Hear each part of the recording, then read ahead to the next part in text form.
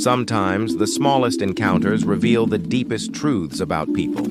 This is the story of a young boy who walked into a pharmacy not to buy, but to understand. A boy who could barely speak the language, of the man behind the counter and a wealthy stranger who seemed amused by his struggle. What happened next became a moment that changed the lives of everyone who witnessed it. This is not a story about money or language. It's a story about understanding. Something far more powerful. Began in a quiet town where two worlds coexisted. Side by side, on one side were the busy, well-dressed professionals who filled the cafes and offices every morning. On the other were the families who had recently arrived from distant places, still learning the language, still finding their place in a society that often moved too fast to notice them. Among those families was a single mother and her young son, Arif. They lived in a small apartment on the edge of town every day before school. Arif would help his mother prepare her medicine. She had been diagnosed with a chronic heart condition that required daily pills, but reading the instructions written in English was a challenge she could not overcome. So, each time, she would send Arif to the pharmacy, holding a crumpled note and hoping he could find the right words to explain what she needed. Arif was only 12. He spoke just enough English to communicate in school, but medical words, dosages, prescriptions, refills were still beyond his reach. Yet every few weeks, he tried. He would walk into the same pharmacy, shy but determined, and hand over a note written in broken English, hoping that the pharmacist would understand.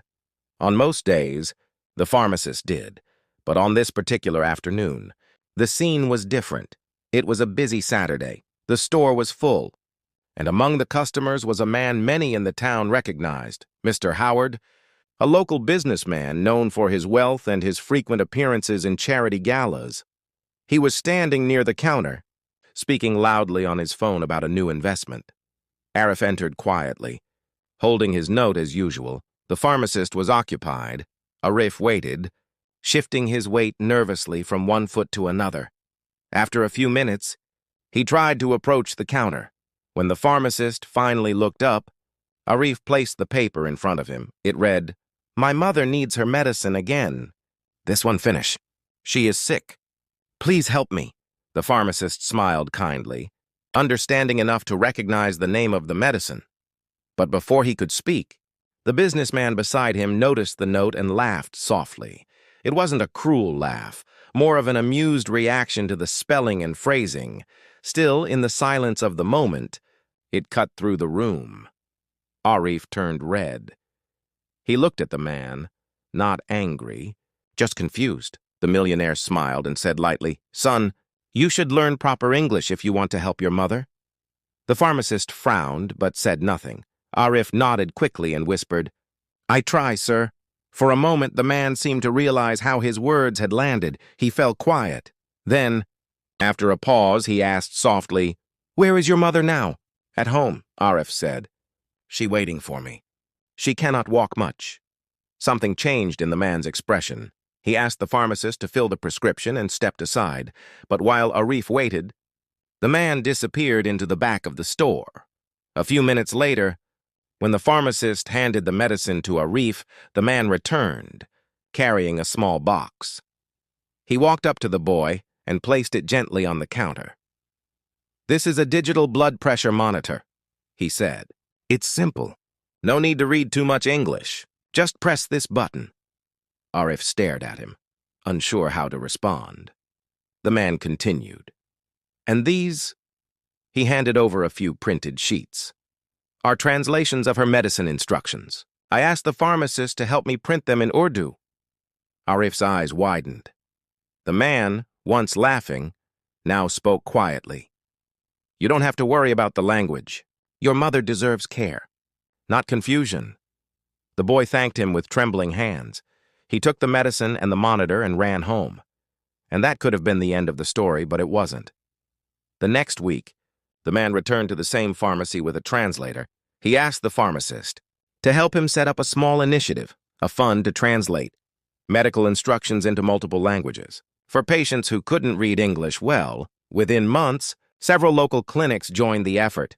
Posters appeared in Urdu, Arabic, Hindi, and Bengali.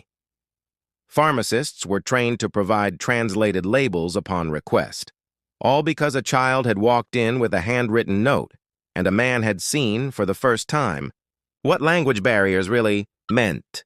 This story is more than a single act of kindness.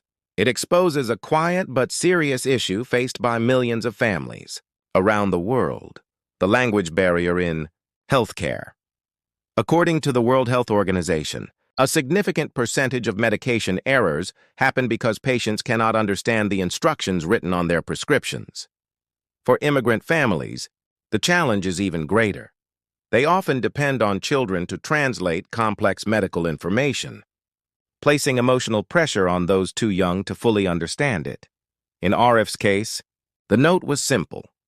But imagine if the medicine had changed, if the dosage had increased, or if the instructions had required specific timing or dietary restrictions. A misunderstanding could have been dangerous, even fatal. That's why the millionaire's decision mattered. He didn't just buy a monitor or print a few papers. He used his position to address a gap that most people never see, and in doing so, he revealed something important about empathy: that it's not about charity, but about clarity. For hospitals, clinics, and pharmacies, the lesson was immediate. Language is part of medicine. If the words on a label cannot be understood, then the treatment itself remains incomplete. Soon after, the initiative inspired similar projects in neighboring towns. Volunteers began offering free translation services at community health centers. And slowly, quietly, a movement began, rooted in one brief moment between a boy and a man in a pharmacy. Years later, when Arif spoke about that day in an interview, he said he still remembered how embarrassed he felt when the man laughed, and how quickly that moment turned into something different. He said, "That day, I learned that sometimes people don't understand your struggle until they see it up close, and when they finally do, something changes. Not just for you, but for them too." The story of Arif and the millionaire reminds us that compassion often starts with a mistake, a misunderstanding, a brief moment when someone realizes they were looking, but not really seeing. Today, the translated medicine labels are still being printed in that town's pharmacies. Each one quietly carries a story, a reminder that kindness doesn't always begin with sympathy. Sometimes, it begins with laughter and ends with understanding.